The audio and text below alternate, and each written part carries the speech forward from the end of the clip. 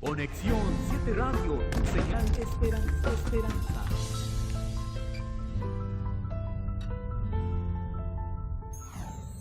Aguas y fue hacia Jesús, pero al ver el fuerte viento tuvo miedo y comenzó a hundirse. Entonces gritó diciendo: Señor, sálvame. De inmediato Jesús extendió la mano y le sostuvo diciendo: hombre de poca fe, ¿por qué dudaste? Cuando ellos subieron a la barca, se calmó el viento. Entonces los que estaban en la barca le adoraron diciendo: verdaderamente tú eres, ¿quién? El Hijo de Dios. Que el Señor bendiga siempre su santa palabra. Este pasaje que nosotros acabamos de leer está precedido, ocurre después de uno de los milagros más extraordinarios que Jesucristo hizo cuando estuvo en esta tierra. Definitivamente Jesús es el Señor de los milagros.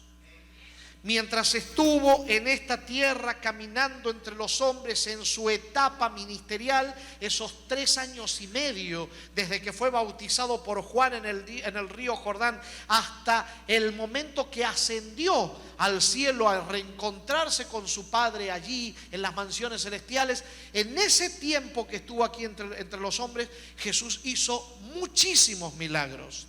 Y usted dirá: sí, pastor, los leemos allí en la Escritura. Note usted que el Evangelio de Juan, en el último capítulo, el discípulo amado dice que los evangelios solamente dicen algunas de las cosas que hizo Jesús. Porque si se relataran todas las que Jesucristo hizo, no alcanzarían las bibliotecas para contener todo lo que se tendría que decir o hablar o contar acerca de Jesús y lo que Él hizo entre los hombres. Pero de los registros que tenemos en los 4 evangelios, el evangelio de Mateo, el de Marcos, el de Lucas y el de Juan, dentro de la gama de milagros que el Señor manifestó o realizó entre los hombres, uno de los más extraordinarios fue el que antecede a este relato que nosotros leímos recién. Es la ocasión cuando el Señor no solamente alimenta, sino que atiende, cubre y suple las necesidades de una multitud extraordinariamente grande.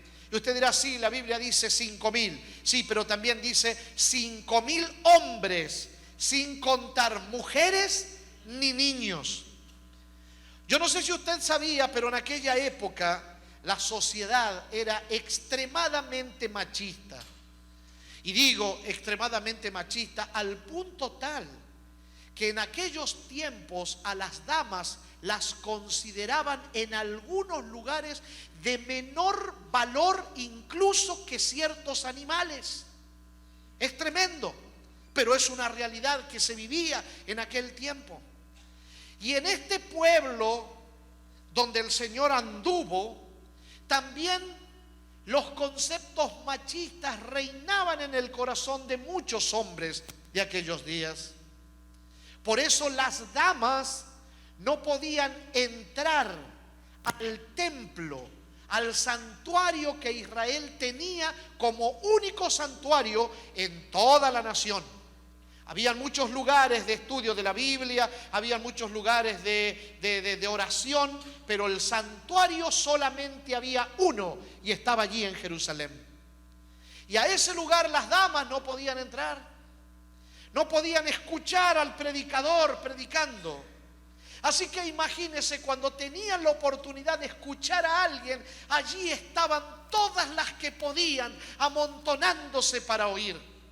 Con esto quiero decirle que los estudiosos creen que en esa ocasión, cuando Jesús estuvo atendiendo las necesidades de la gente, no solamente atendió o alimentó 5,000 hombres, se presume que allí había por lo menos 5,000 mujeres también. Así que ya estamos hablando de una cantidad de ¿cuánta gente? 10,000. Los hombres comen y comen mucho, pero las damas también comen. No sé si tanto, pero comen. No voy a preguntar quién come más esta tarde. Pero déjeme decirle una cosa, ya era mucho alimentar a 5,000 personas. Imagínese ahora hacer un potluck para 10,000.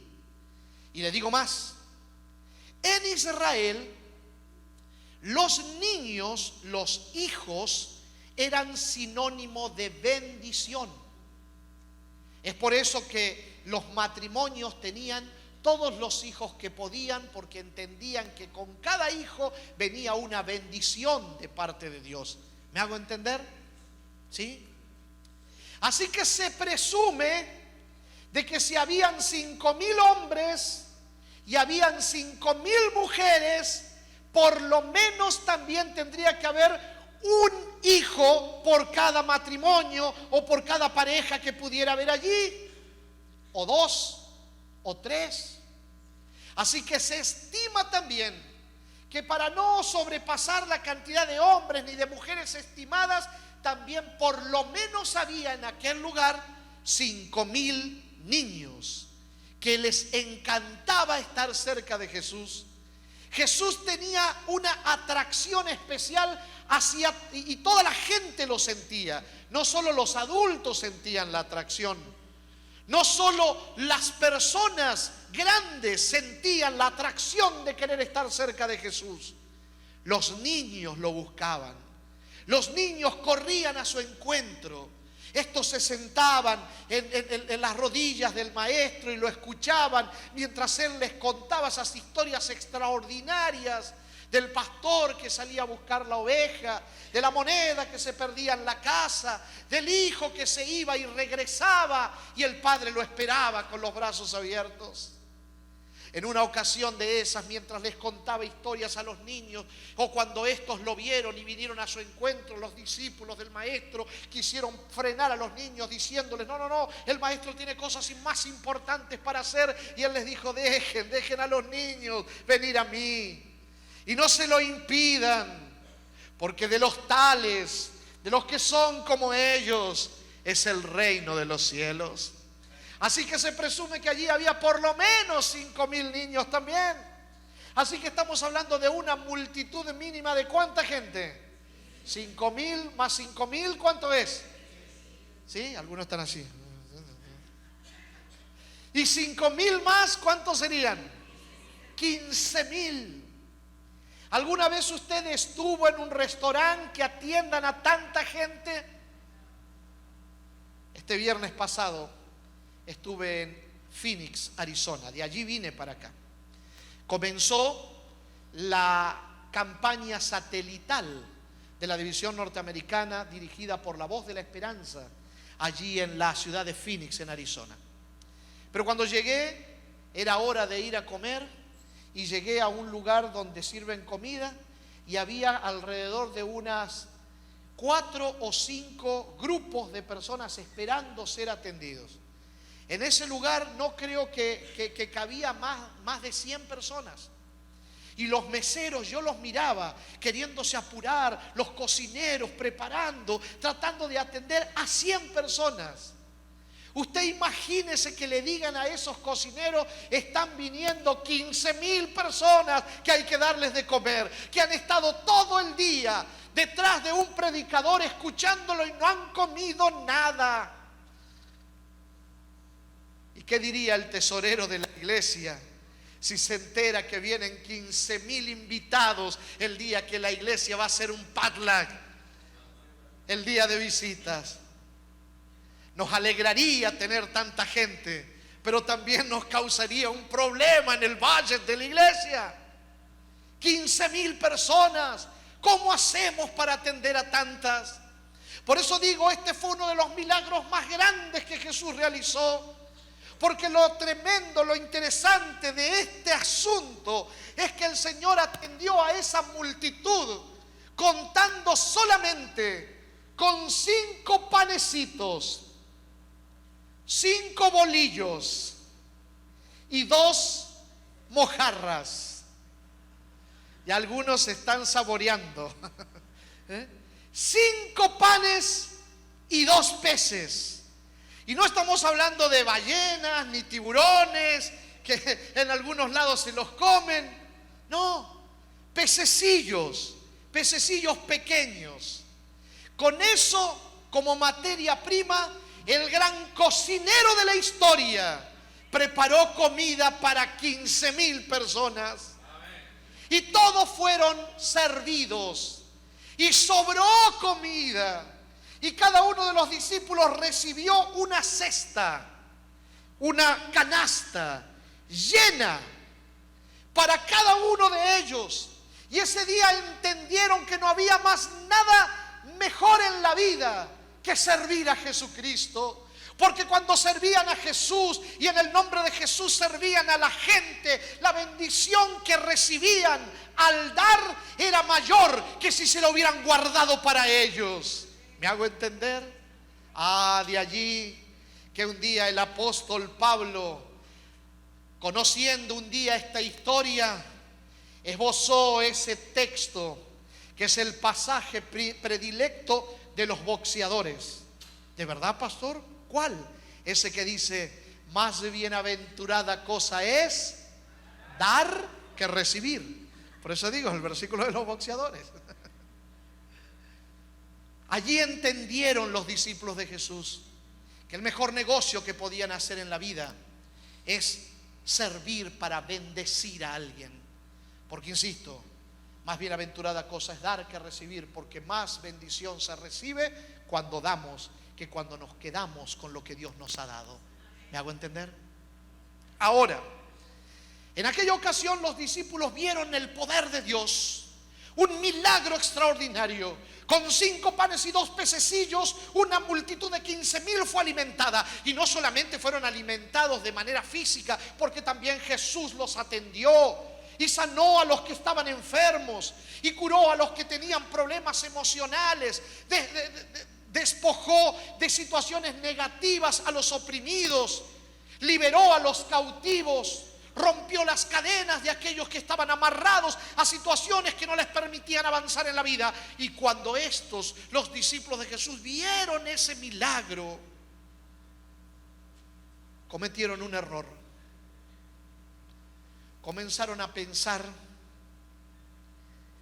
que el milagro que Jesús estaba haciendo, tanto ese como los otros, todos eran debido al hecho de que ellos, como colaboradores, siempre intervenían brindándole algo de lo que Jesús se valía para hacer los milagros. ¿Me hago entender? Cuando Jesús hizo el milagro de la multiplicación de los alimentos, alguien trajo los 5 panes y los 2 pececillos. Cuando Jesús hizo el milagro con un ciego, alguien llevó a Jesús donde el ciego, o trajo al ciego.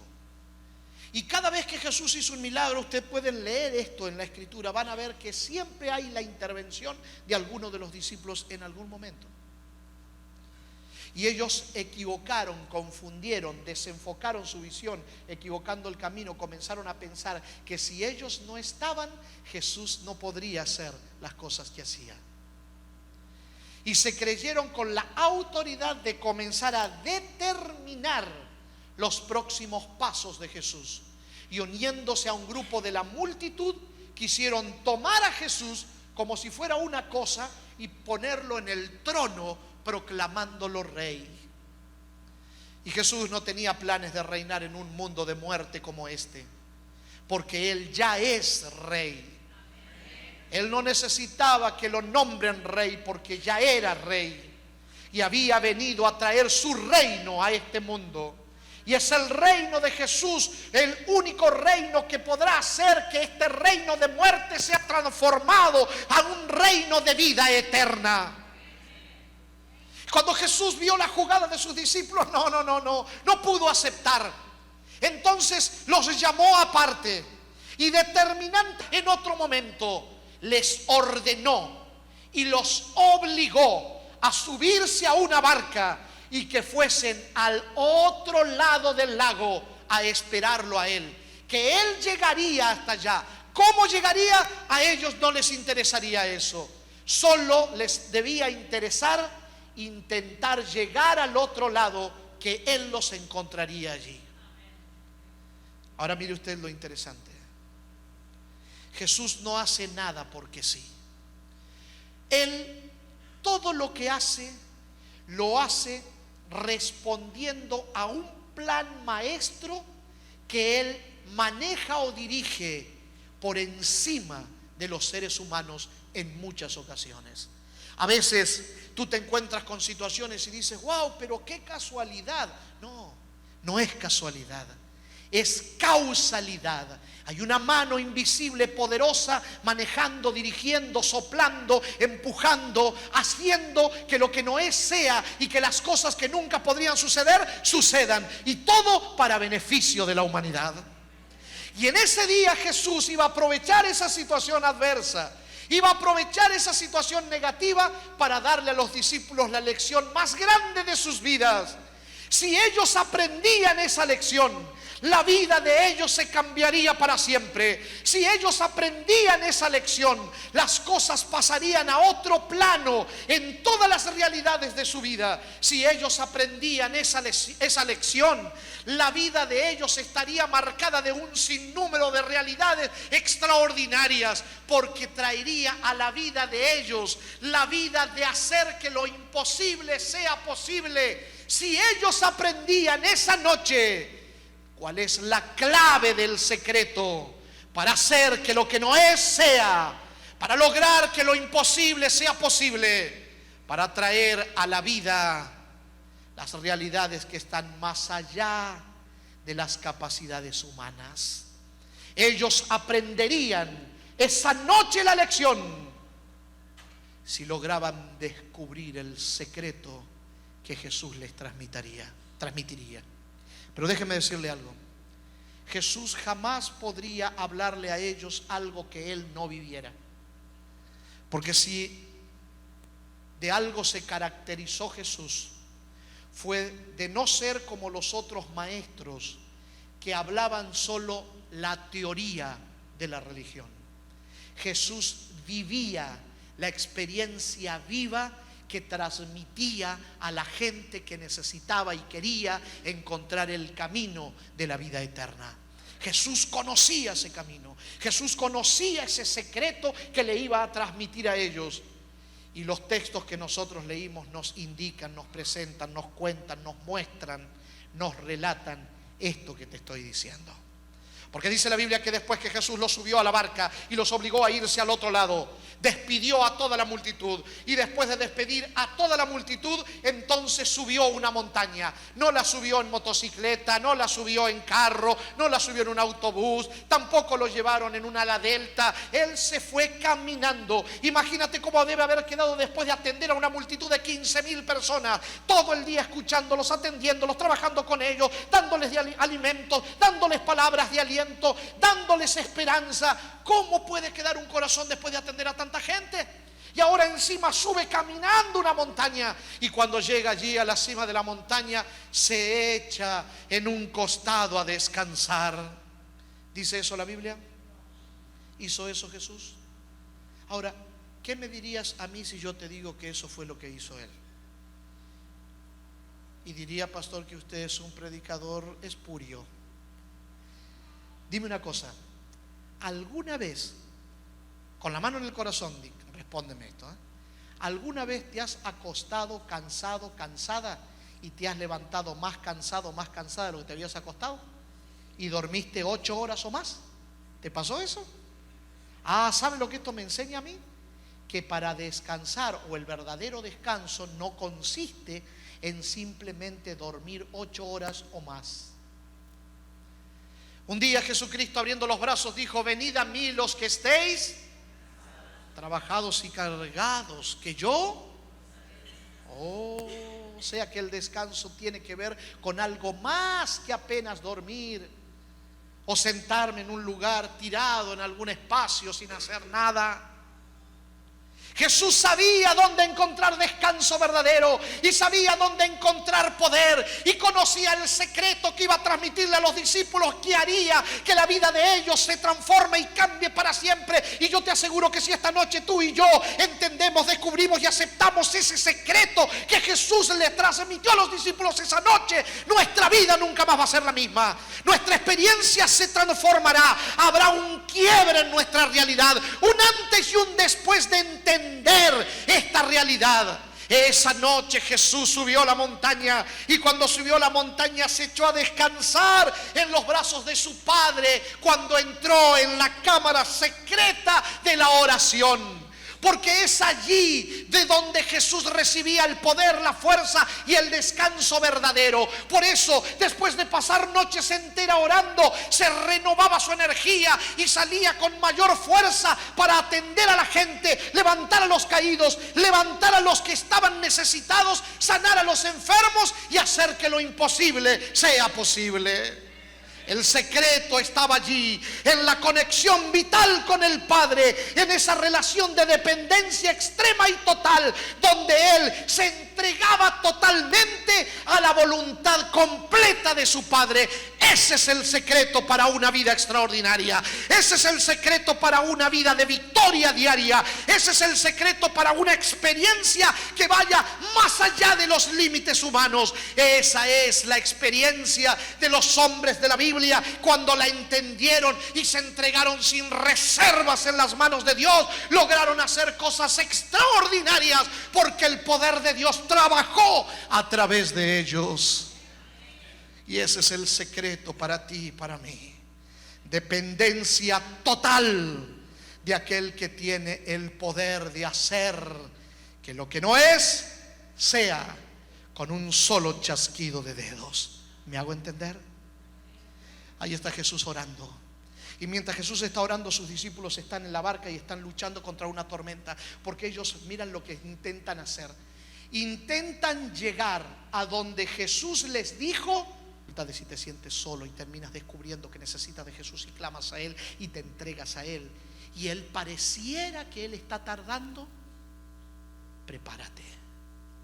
Porque Jesús, como dije ayer, nunca llega tarde, pero tampoco nunca llega antes de lo que tiene que llegar.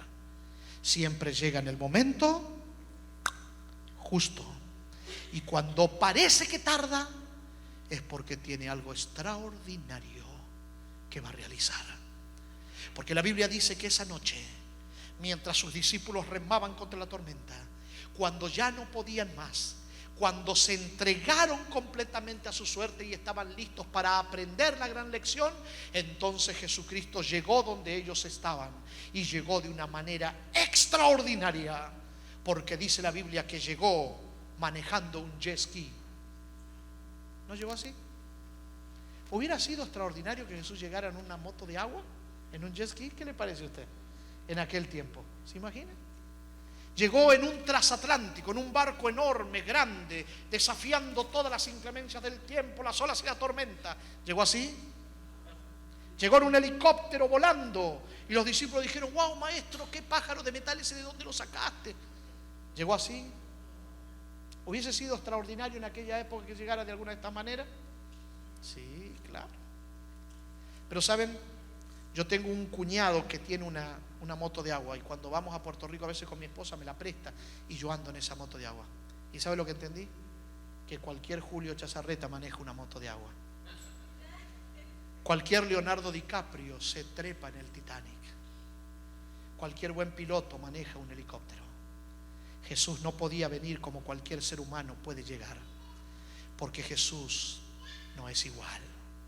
Él llegó como lo que Él es, el Señor de las cosas imposibles. Llegó de una manera extraordinaria. La Biblia dice que llegó caminando sobre las aguas. Caminando sobre las aguas. Ah, mi amigo extraordinario. Cuando Pedro lo vio y los discípulos lo vieron, se asustaron. Ustedes leyeron conmigo. Y después de dar gritos como niños asustados, Él les manifiesta quién es, y lo hace usando el nombre que le corresponde. ¿Sabes tú cuál es el nombre de Dios? Un día Moisés le dijo: si el pueblo me pregunta quién me manda, ¿quién les digo? ¿Quién me mandó? ¿Cómo te llamas? Él les dijo: tú les vas a decir que yo soy el que soy, me ha mandado. ¿Cuál es el nombre de Dios? Yo soy. Ego eimi en el griego. Cada vez que Jesús decía yo soy, se identificaba con Dios. Es por eso que muchos religiosos de aquella época le acusaban de blasfemo, porque él se hacía uno con Dios, diciendo: yo soy el camino, la verdad y la vida, yo soy la resurrección y la vida, yo soy el pan que descendió del cielo, yo soy. Aquella noche cuando él dijo: no tengan miedo, yo soy, y se identificó con Dios, la divinidad fulguró a través de él, su ser se iluminó, y aquellos hombres vieron la luz en medio de las tinieblas, y ahora estaban listos para aprender la gran lección. Porque entre los de la barca que estaban allí, uno llamado Pedro levantó la voz y dijo: maestro, maestro, creo que sí, parece que eres tú, te veo difuso, pero ven, mira, si eres tú, manda que yo vaya a ti caminando sobre las aguas. Mira la locura que pidió ese hombre. Mira lo que está pidiéndole Pedro. Un imposible. Si no me crees, inténtalo. Ve a la playa y trata de caminar por el agua y vas a entender mejor lo que te estoy diciendo. Después que Pedro le pide un imposible a Jesús, se da cuenta lo que pide y dice: no, pero ¿qué dije? ¿Qué hice? Estoy loco, ¿cómo le voy a pedir eso a él? Él puede caminar porque él es Jesús, pero yo... Y entonces Jesús le dice: Pedrito, ¿estás listo para aprender la gran lección de la vida? Te voy a enseñar cómo hacer que lo imposible sea posible, cómo vas a lograr que lo que jamás pensaste que sucediera pueda comenzar a suceder. Te voy a llevar a una experiencia más allá de los límites humanos. Aprende la lección, mi querido amigo Pedro. Clava tus ojos en mí, depende de mí, entrégate a mí, pon tus pies en el agua y camina por las aguas. Pedro dice: maestro, discúlpame, me equivoqué, tú me conoces, soy Pedro. Pedro, yo siempre primero hablo y después pienso, tengo ese problema. Ayúdame, porque me di cuenta que solo no puedo. Quizá deba repasar las lecciones de natación antes de intentarlo, o quizá deba ponerme un salvavidas o atarme una soga por si me hundo en el agua. Y Jesús dice: olvídate, Pedro, olvídate. Olvídate de tu salvavidas, porque el único salvavidas tuyo soy yo. Olvídate de las lecciones de natación, porque todo lo que puedes haber aprendido, todo lo que crees que sabes a veces es algo negativo para ti. Olvídate de tu experiencia que no te permite depender de mí. No te amarres a nada de las cosas de este mundo. Solamente confía en mí, depende de mí y entrégate sin reserva en mis manos. Y el resto déjamelo a mí. Clava tus ojos en mí, pon tus pies en el agua y camina hacia mí. Y ustedes conocen la historia, la leímos esta noche. Un mero mortal, un hombre como usted y como yo, un pescador iletrado. Ese hombre se atrevió a conquistar lo inconquistable. Clavó los ojos en Jesús, puso los pies en el agua y se atrevió a caminar hacia el Maestro. Miren a un mero mortal alcanzando lo inalcanzable. Miren a un mero mortal conquistando lo inconquistable, logrando lo imposible, caminando por el agua. Su único secreto: entrega total y confianza en las manos de aquel que lo invitó a caminar con él. Pero en un momento dado, este hombre sintió vértigo, sintió miedo, porque a veces cuando caminamos con Jesús sentimos miedo, sentimos vértigo porque no estamos acostumbrados a esas cosas. Y en ese momento dice la Biblia que Pedro vio el viento, viendo el fuerte viento. ¿Alguna vez usted vio el viento? El viento no se ve, pero Pedro se dejó llevar por sus emociones. Vio lo que no se ve, vio fantasmas donde no hay. El miedo fue más fuerte que su fe en ese momento. Miró a sus compañeros y se hundió. Cuando lo sacó los ojos de Jesús, cuando dejó de confiar en él, se hundió. Y hundido, comienza a levantar la vista y a gritar: Señor, Sálvame. ¿Podrá Jesús salvar a alguien que estuvo caminando con Él y que ahora, por un momento de descuido, se está hundiendo? La Biblia dice que el carpintero divino extendió su mano fuerte y lo levantó. Qué maravilla de este carpintero divino. Levanta al caído como le gusta levantarlo. Lo introduce en la barca, porque Él siempre te va a traer a la barca. Y estando en la barca, todos se arrodillan y dicen: verdaderamente, si en alguien podemos confiar, si a alguien nos podemos entregar, es a ti, porque tú eres el Hijo de Dios. Hace unos años atrás miraba el rostro de un hombre mayor de edad que había sido diagnosticado con cáncer en la próstata y en el riñón. Le habían dado 2 meses de vida, pero ahora era el director misionero de una iglesia, trayendo cantidad de gente cada noche, donde estuve dando una campaña donde se bautizó la mayor cantidad de gente de la historia de esa iglesia. Y cuando hablaba con don Pedro, ese es el nombre de él, don Pedro me decía: Julio, Dios me hizo tragar el orgullo, me echó del caballo como a Pablo, pero de allí Él me levantó, me rescató, me perdonó, me quitó los vicios, me arrancó el vicio del alcohol y me sanó el cáncer que tenía. ¿Cómo no voy a depender de un Dios tan grande? Esta historia no me la contaron, no la leí en un libro, yo mismo la viví, porque fui uno de los que empezó a darle estudios bíblicos a Pedro, y después pues me tuve que ir y no pude seguir. Pero ahí estaba ahora yo predicando y él trayendo las visitas, y casi 40 personas traídas por él se integraron a Cristo al final de esa campaña, por el testimonio de un hombre que Jesús sanó con su poder cuando entendió su necesidad y se entregó sin reservas en las manos del Todopoderoso. ¿Quieres aprender el secreto?